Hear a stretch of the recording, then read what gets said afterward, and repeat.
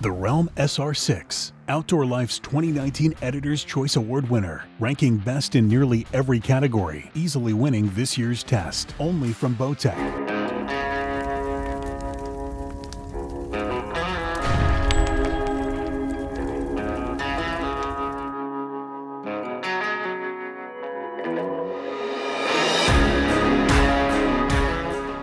Wild hog has to be one of the most versatile of all the wild games. You can have it for breakfast, lunch, dinner, and what I've got in front of me is the tenderloin. Now the tenderloin is probably one of the most coveted pieces because it's so tender. There's not a lot of connective tissue and certainly not a lot of fat. So it means we can add flavor. We're gonna add some sweetness because pork loves sweetness.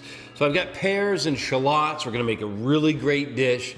And to complement it, we're gonna do carrots. The carrots we're gonna roast over high temperature so they're crispy and delicious. This is a recipe that's gonna come together and hit all of the flavor points. The first thing I'm gonna do is get the carrots on because they're gonna take some time to roast. Peel the carrots first. If it was a younger carrot or a new carrot, you could actually leave the skins on. The next thing I'm gonna do is quarter them lengthways, and that way the ends will turn up, will have nice crispy tips, and they will be really beautiful on the plate. Now I've got a good heavy bottom cast iron pan. To the pan, I'm gonna add a good extra virgin olive oil to start in the bottom. Then all the beautiful carrots go in. Then it's gonna be just turning them over and just coating them with a little bit of that olive oil. Look how gorgeous they look already. I'm gonna hit it with a bit more olive oil on top. Then it's time for the fresh thyme. Now fresh thyme is very easy to put on. There's no cutting necessary. Just literally strip the thyme in the opposite direction that it grows and those leaves come off, giving you that beautiful fragrant fresh herb. The last thing I'll do is put a couple large sprigs of thyme down the side.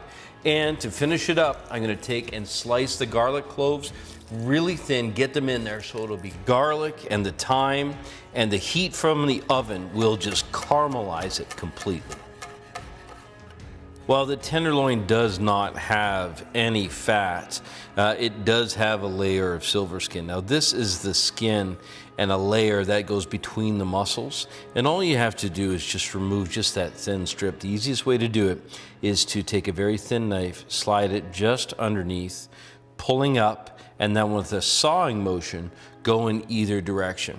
This will allow you to take it off. Takes a few minutes, but it's really important to take this off because this will not break down with cooking. It's always important to start with a good hot pan. So I've got this on medium-high heat. I'm gonna start with butter, and then I'm also going to add some olive oil. So we've got a good flavor base. The olive oil will help to raise the smoke point so the butter does not burn.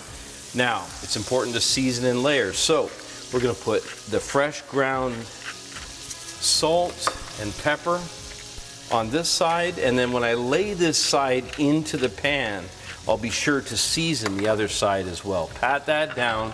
You can see this is nicely melted. It's so fragrant.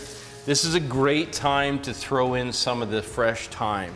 So this is gonna immediately begin to flavor that. You can hear it pop away. Sounds incredible. Now it's time to lay this tenderloin in gently, laying it away from you so it doesn't burn. Don't worry about the length of this. It's gonna shrink just a little bit as it cooks. I've got 4 garlic cloves peeled, sliced in half.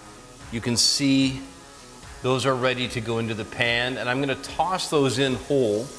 They'll just go in and they'll help to flavor that oil. Now, the shallots are peeled, and I'm just gonna slice them into rings. I wanna make sure they cook fully, but at the same time, these need to caramelize. It's not a long cooking time for the pork loin, so I have to make sure it's going to be fully cooked. Now for the pear. The easiest way to do it is to start by slicing it directly down the middle. So slice it in half. Then I'm using a melon baller just to take the center out. If you don't have a melon baller, you can use a spoon, but the melon baller works really effectively. You can see how easy that comes out. Now it's time, you can decide based on the size of the pear and the variety.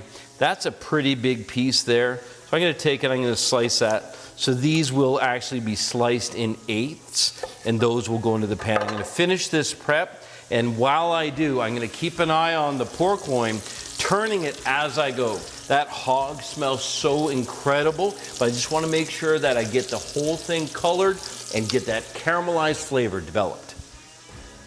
Let's take a quick break from this recipe and answer a few viewer questions.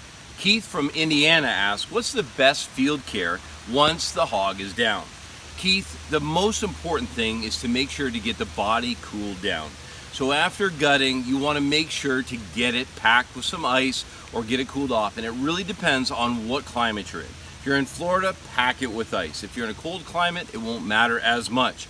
But after care and after skinning, we found that getting it in an ice bath with some cider vinegar and keeping it that way overnight was a perfect way to begin the process of getting it ready to eat.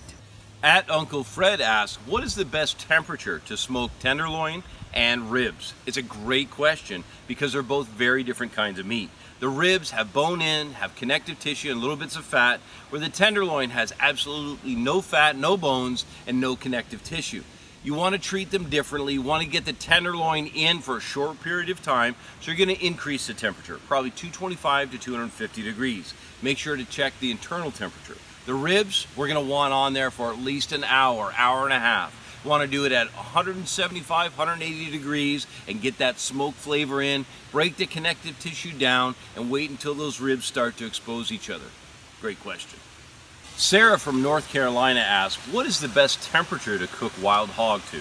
This is a great question because it's very important to make sure that you get the internal temperature of wild hog cooked to 165 degrees Fahrenheit. Using a probe thermometer is a great way to test that temperature. Make sure that it's not touching the bone and in the thickest part of the meat. After roasting the tenderloin on the stove top for about 10 minutes, you can see that I've colored every side of that just to make sure that it's evenly cooked and nice and crispy. Now, I'm going to take that out and set that aside just to rest for a minute. The reason that I did that initially is I want to develop all kinds of flavor in this pan. We're going to do a pan sauce, but first we have to add this sweetness. So in go the pears and the shallots. I'm going to season these with a little bit of salt and pepper and roast them lightly. Then the whole thing is going to go into the oven. With everything finished, it would be a real shame to waste all of the flavor that developed in the bottom of the pan. Now you can see there that the onions have caramelized beautifully. I'm just going to add a little bit of butter. I'm going to stir that up, add in some flour, and by adding the flour, I'm going to build a very simple roux.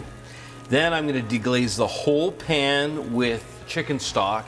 Chicken stock is going to bring richness, but it's also going to pull all these flavors together to give me a really clean sauce that'll be a perfect complement to the pork. Cook to 160 degrees internal temperature using a probe thermometer. You can see that the color and texture of this pork is exceptional. Just have a look at how beautiful that is. The cooking method keeps it moist and juicy. I'm just going to finish this up and we have a few last touches for the dish. You can see this dish has turned out just perfectly. We've got the sweetness from those caramelized pears, a beautifully finished hog tenderloin, and the carrots are gorgeous too. Now have a look at this sauce. This is why a pan sauce is so important to work hard on.